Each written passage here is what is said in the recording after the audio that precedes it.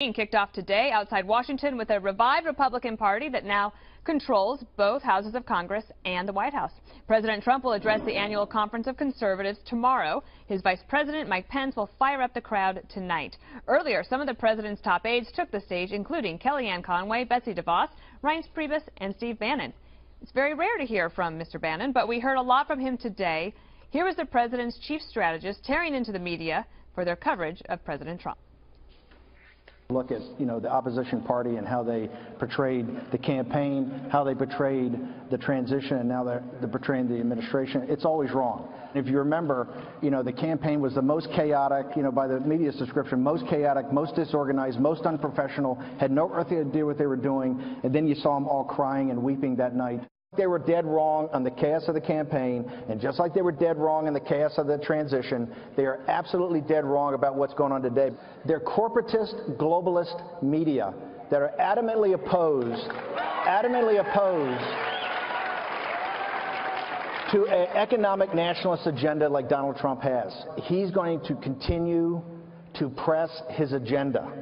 And as economic conditions get better, as more jobs get better, they're going to continue to fight. If you think they're going to give you your country back without a fight, you are sadly mistaken.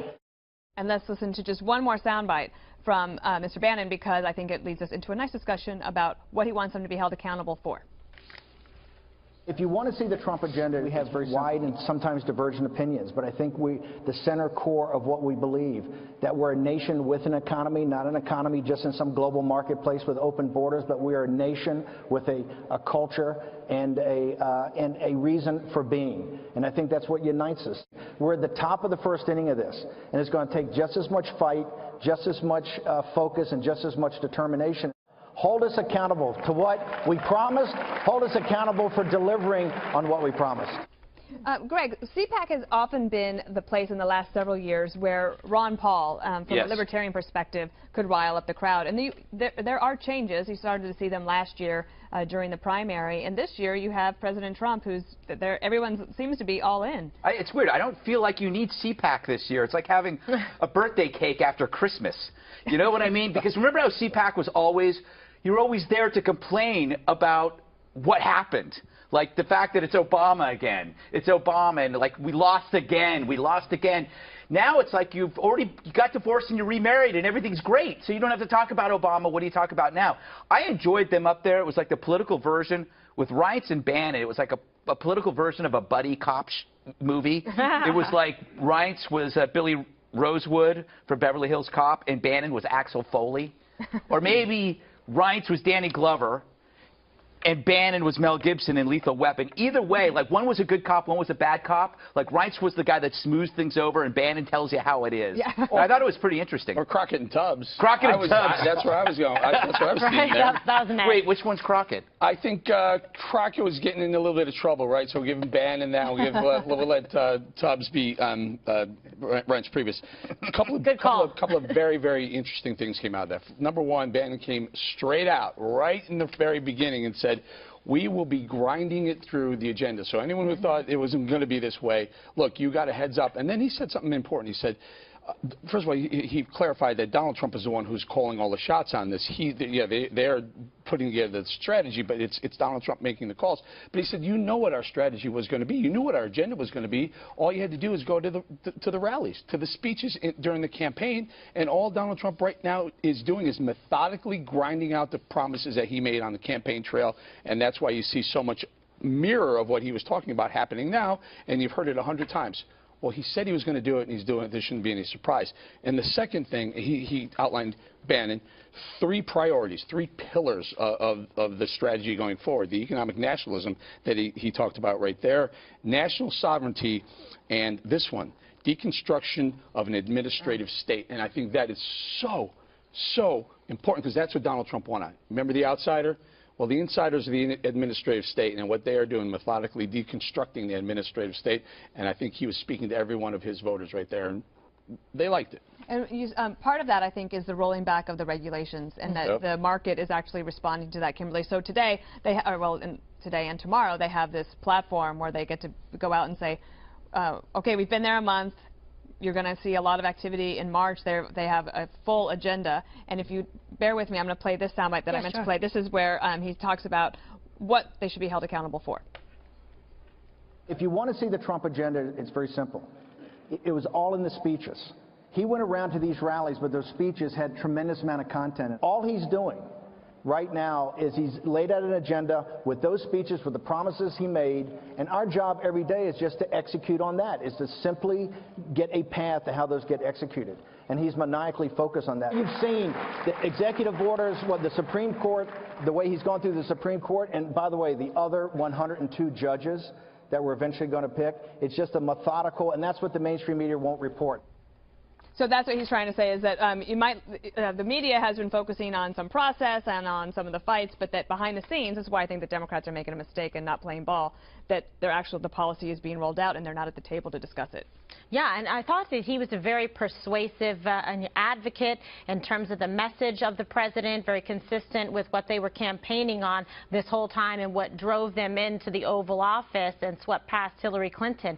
I love the fact that he said hold us accountable, and the fact that he's saying, listen, you got to play sort of like you're in last place every day. Just because we won, do not get complacent. They are not going to let you take back your country. So to me, that was a call to arms, which is necessary to motivate, to say rise up to support the leadership that you put in, because now we're just getting started. This is where the hard work begins, and especially focusing on the fact that the president is going to be methodical in terms of going through and implementing all of the things that he promised during the campaign, which I think is incredibly important, because think about it, you have to have an eye towards re-election even already, and you have to honor the promises, the people who were so inspired and came out in record numbers to support him. And it sounds like he's very focused, like eyes on the prize, while the media is busy trying to demonize him and the whole cabinet. Juan, do the Democratic Party pay a lot of attention to CPAC?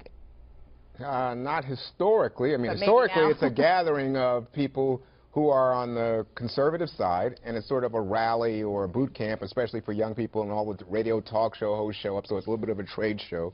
And so it's a celebration of people who are defining conservative. But, I mean, to me, one of the ironies of this is that conservatives used to stand for things like free trade, right? So conservatives used to be pro-immigration, remember, and for immigration reform.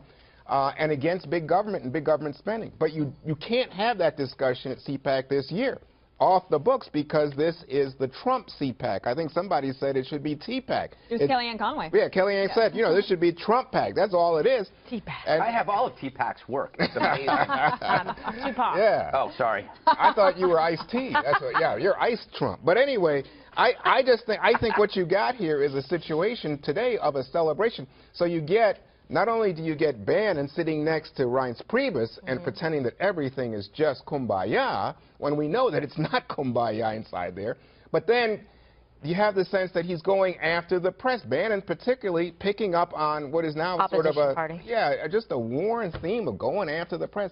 I think they need to stand for something. And to me, what was interesting was you do not see them at CPAC embracing the alt-right, which is, I think, the biggest news to come out of this session, that people like, you know... Well, in fact, Dan Schneider, maybe I have his title wrong, but executive director of the American Conservative Union, and Matt Schlapp is the chairman. Right. In his speech this morning, it was very clear that he wanted to set a marker that said the alt-right has no place here. That's the news to me. Well, they threw the guy out, right? Spencer, Spencer, he got thrown out right away. Juan, can I just may I respond? Yeah. The conservatives are still pro-immigration, but legal immigration. Let's clarify that. And also, you say there's clearly no inside the White House, no kumbaya between these two guys. They looked great to me. They both said there was. They respected, you could see they respected each other. You say, we all know that. How do we know that? That there's no, you said we all know there's no kumbaya going on behind the closed doors. Because I think they have major policy and approaches to policy differences. And on the business about immigration, the Wall Street Journal this morning, their editorial very clear, and I think they're a big voice for, I don't know what you would consider them, but to me they're very conservative. And what they're saying is, wow, this is an invitation to big government, overkill, to go after people who are doing petty crimes, and it's unnecessary, and all conservatives should be concerned that government is being expanded and money is being spent that they don't have in order to do this. But nothing heals a rift better than winning. So there's a lot of people. There's a lot of people in the room that, including Reince, who thought Trump was going to lose, but he won. Nothing heals a rift better than winning. Could you imagine CPAC if Trump had lost?